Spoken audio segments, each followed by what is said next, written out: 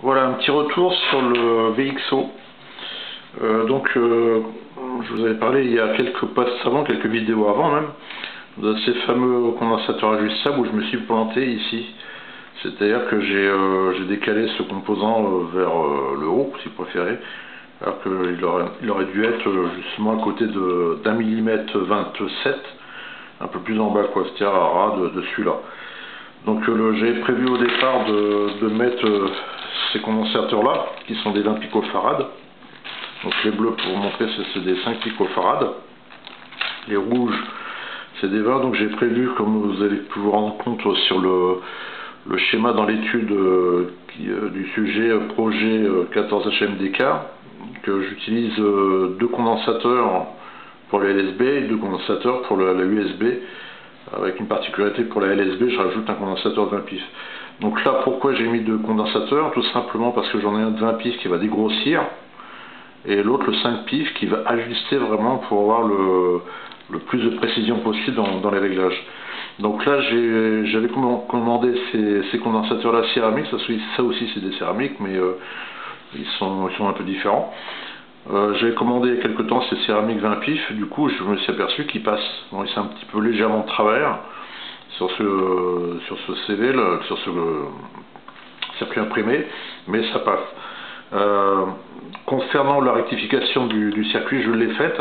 Au niveau du dessin, à 7 heures, je ne l'ai pas encore posté sur les premiers sujets où il y a les PDF des circuits imprimés. Donc ça, je vais m'en occuper.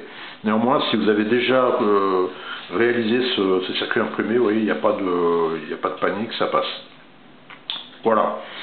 Donc même si vous voulez que ça passe mieux, vous changez ce composant avec celui-là, là ça passera nickel. Il n'y a pas de gros problèmes.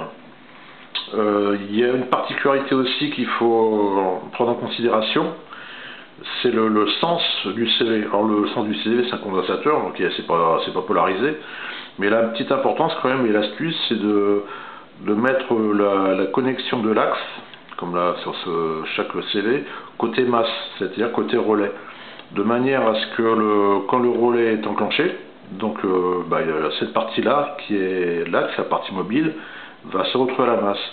Ce qui fait que si vous n'avez pas d'outil spécifique pour les réglages du CV, vous faites comme moi, j'utilise un petit tournevis métallique et ça changera absolument rien. Il ne va pas y avoir de problème, ou ça ne va pas faire varier quoi que ce soit avec la présence du tournevis.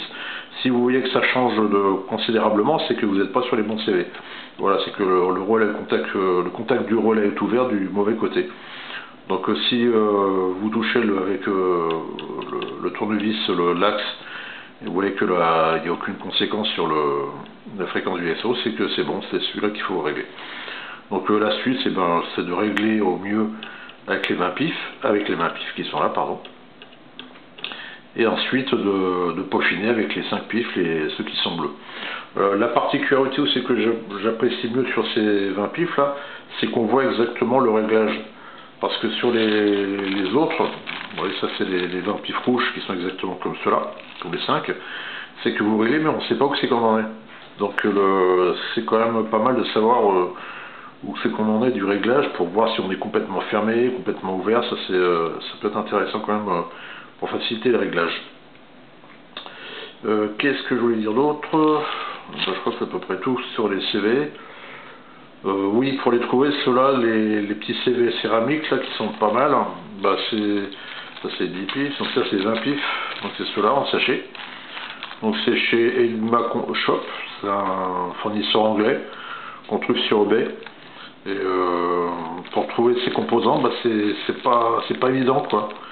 Donc chez Enigma Composants, on les trouve. Mais sinon, vous pouvez mettre ceux-là, qui fonctionnent très bien. Avec la particularité, c'est qu'on ne sait pas où c'est qu'on a mis du réglage. Mais ceux-là, on les trouve très facilement. Donc il y en a plusieurs couleurs, plusieurs valeurs. Ça c'est du 40 pifs. Voilà, j'en ai plusieurs sortes. 70 pifs, voilà, il y a un peu de tout. Donc tous ceux-là, on les trouve facilement sur eBay, sur AliExpress ou choses comme ça, des prix dérisoires. Donc là, j'en ai commandé aussi spécifiquement pour les filtres, comment ça s'appelle, HF, filtre passe-bande et filtre passe-bande tout simplement. Filtre passe-bande il n'y en a pas. Et donc là des 20 pifs et là des... Non, c'est pas les 20 pifs, je me gourre. C'est des 80 pifs. Et je ne sais plus où j'ai mis la pochette des dents. Non, c'est ça. 80 pifs, je dis bien. 80 pifs, et ça c'est du 60 pifs. Donc cela va me servir pour les filtres passe-bande. Voilà pour les CV. Une petite chose aussi, c'est concernant la Self 10 Micro Henry qui est là. Donc pour la couleur, pour info, c'est marron, noir, noir. Donc c'est pas une résistance, on pourrait la confondre avec une résistance. Et c'est pas une résistance, c'est bien une self. La particularité, c'est qu'il faut pas la plaquer directement sur le cuivre ou l'étain. Il faut y laisser un peu d'espace parce que si on la plaque, on va faire varier la valeur de la self et on va avoir certainement des petits problèmes. Voilà, donc là, vous voyez, j'ai mis, hop là, si je mets pas de la lumière, j'ai mis quelques millimètres, quoi, ça suffit, quoi. Vous voyez, l'épaisseur d'une mine de crayon, ça suffit. Si c'est plaqué, ça va avoir des effets capacitifs, c'est assez sensible. Voilà pour ça. Bah oui. Donc après, bon, il manque les composants les autres composants pour que ça fonctionne. Mais on va poursuivre de toute façon avec l'ensemble. Maintenant, on va s'attaquer aux résistances, les composants les plus bas, de manière à ce qu'après on puisse mettre les condensateurs à la suite.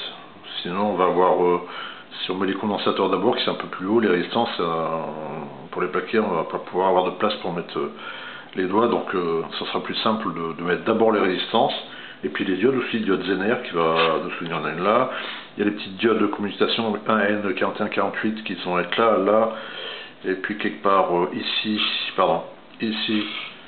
et une de souvenir ici, en parallèle avec les bobines des relais pour supprimer la pointe de surtension qui se crée à la coupure d'une bobine d'une self. Donc on met une diode et voilà quoi. Sinon bon, il y a quand même 4 résistances là, 4 résistances là, 4 résistances là, c'est des 10 kg, donc il y en a 12. C'est des 1%. Je les avais mis, je prends des 1% couche métal. Normalement les couches métal c'est pas très bon en HF, tout simplement parce que elles ont un effet selfique, sont bobinées en quelque sorte. Et donc ça peut avoir des conséquences. Mais là c'est des 10 kg, donc c'est énorme en impédance, ou même en résistance ou en impédance. En résistance, pardon. Et donc au niveau impédance, machin, ça va pas jouer quoi. Donc j'ai mis des 1% pour avoir comment ça s'appelle, une tension vraiment pile poil au niveau de l'entrée symétrique de chaque composant. Voilà. Voilà pour le moment, on va procéder à la mise en place des résistances et on se retrouve après.